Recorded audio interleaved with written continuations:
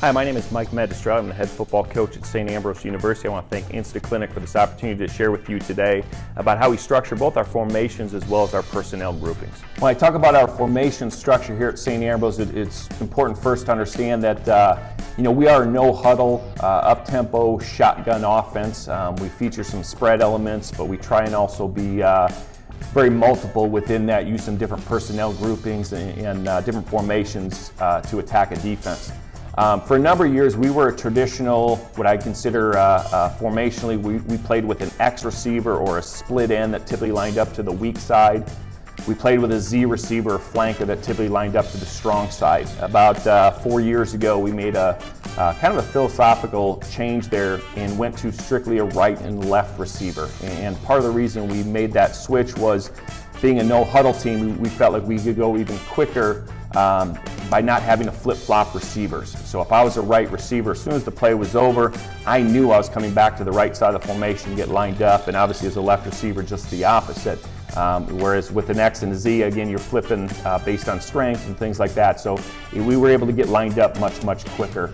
The other great benefit was it added wide receiver depth. And what I mean by that is, oftentimes we used to put our best receiver at the X position, split end position. Well, if that young man were to get hurt, our next best receiver might not be the number 2X. It might be the number 2Z, but really it was, from a mental standpoint, it's very difficult to put that young man in that X if he hadn't had enough reps at it, things like that. The way we structure our offense, if you can play right receiver in our offense, you can play left receiver. It's exactly mirrored and all the responsibilities are the same.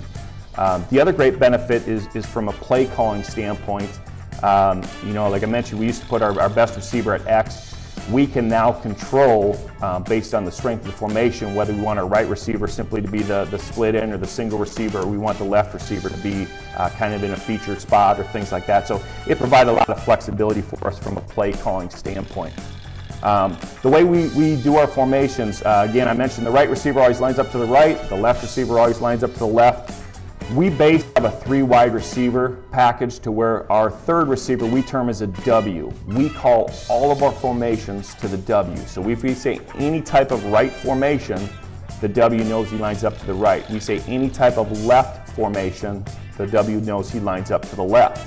So for the W, as well as the right, left, and even the tailback, which we default to the pistol, we can line up 10 of our 11 offensive guys instantaneously. As soon as the call's in, boy, they know exactly where to line up. There's little to no confusion with 10 of the 11 players. The 11th player is what we term as a super back. A super back in our offense can be a variety of type of players, but they have to be smart football players. Those are the guys who are going to line up in different spots, have different responsibilities. There's a little bit more variation when it comes to our super back.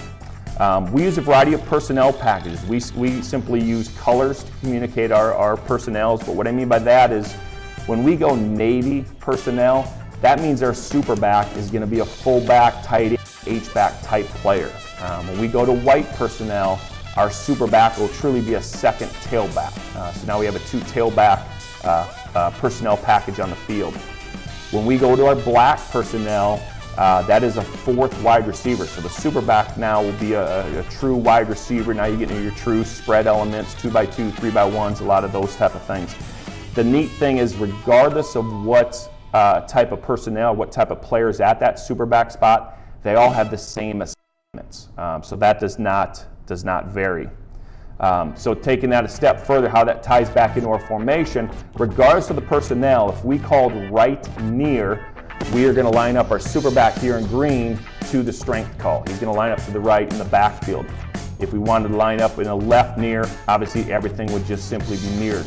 The right and left receiver would never switch sides of the formation.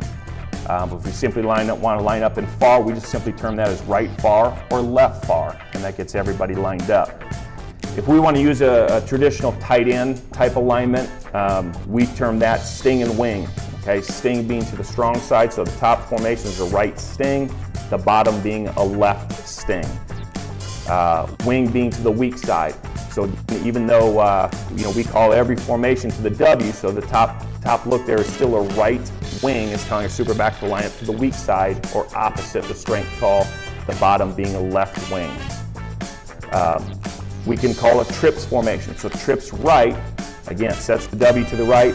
The superback knows I'm part of the trips. I go to the right, creating the formation, and then obviously the bottom simply trips left with the mirror.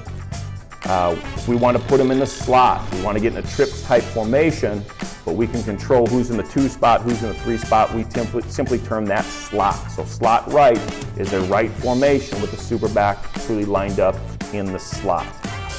Finally, we can get into just simply a spread formation. We want to spread the field 2 by 2. We would, again, the top picture being spread right. The W would line up to the right. We're going to spread the formation with the superback, then ultimately 2 by 2. In terms of being able to handle our formations this way, it gives us a lot of flexibility, a lot of versatility. The superback, again, can be a variety of type of guys that we can line up in one snap and being a true fullback or tight end type personnel package, run power, run heavy run game, play action, those type of things. The next snap we can spread you out in 3 by 1, 2 by 2, and run a lot of spread elements. Hopefully you found today's talk informative. If you have any questions or we can be any assistance moving forward, please do not hesitate to contact us. Thank you.